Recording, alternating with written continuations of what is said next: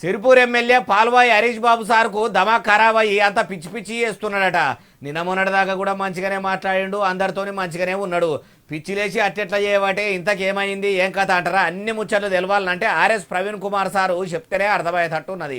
ఆలస్యం ఎందుకు మరి, ఆయన మాటలనే ఇందాం పాండ్రిగా. అయ్యా RS Praveen Kumar alias BRS Praveen Kumar sir ఇక చెప్పుర్రి. నిన్న ఒక పాల్వాయి హరీష్ బాబు అనే సిర్పూరు బీజేపీ ఎమ్మెల్యే, ఆయన డాక్టర్ ఎట్లా ఏంటో నాకైతే ఇప్పటికి కూడా సమజైతలేదు. ఆయన డిగ్రీని డెఫినెట్గా వెరిఫై చేయాలి డాక్టర్ పాల్వాయి హరీష్ బాబుది. అగో ఒక్కపారి గంత మాట అంటిరి, ఇంతకు ఎందుకు ఎంక్వైరీ చేయమంటారు సారు? ఆయన అంటాడు ఏసీబీ అధికారులు 200 కోట్ల రూపాయలు ఒకటే ఇంట్లో దొరికినాయి అంటాడు.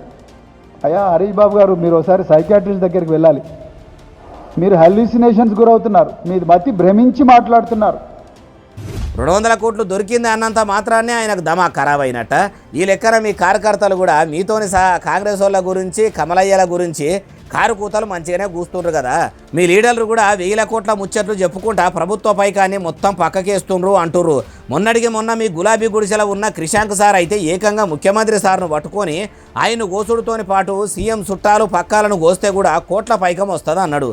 ఏటీఎంల కారడివేటి గీకితేనో బ్యాంకుల ఓచర్ రాస్తేనో పైకం ఇస్తారు కానీ మనసులో గోస్తే కూడా పైకం వస్తుందా? మరి తమరి పార్టీలో ఉన్న క్రిషాంక్ సారు కూడా దమాకు ఉన్నట్టా లేనట్ట? అది కూడా మీరే చెప్పాలి సారు.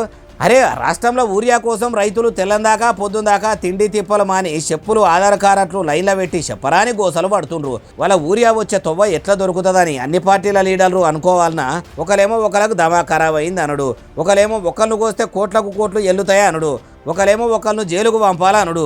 ఈ ఎకరెగరాని ముచ్చట్లు ఇట్లా ఎన్ని దినాలని చెప్పి పొద్దు గడుపుతారు. నిజంగా మీకు ప్రజలకు మంచి చేయాలని ఉంటే అన్ని పార్టీల లీడర్లు పార్టీలు పంతాలు పక్కకు పెట్టి ప్రజల కొరకు పని చేయండి. అప్పుడు దేశం ఎందుకు బాగుపడదో, తెలంగాణ ఎందుకు చక్కబడదో చూద్దాము. అట్లా చేయకుండా ఇట్లా ఒకళ్ళు ఎత్తి పొడుచుకుంటే దేశానికి స్వాతంత్రం వచ్చినా రాని కిందికే అంటుర్రు ఈ ముచ్చటిన్నోళ్ళు.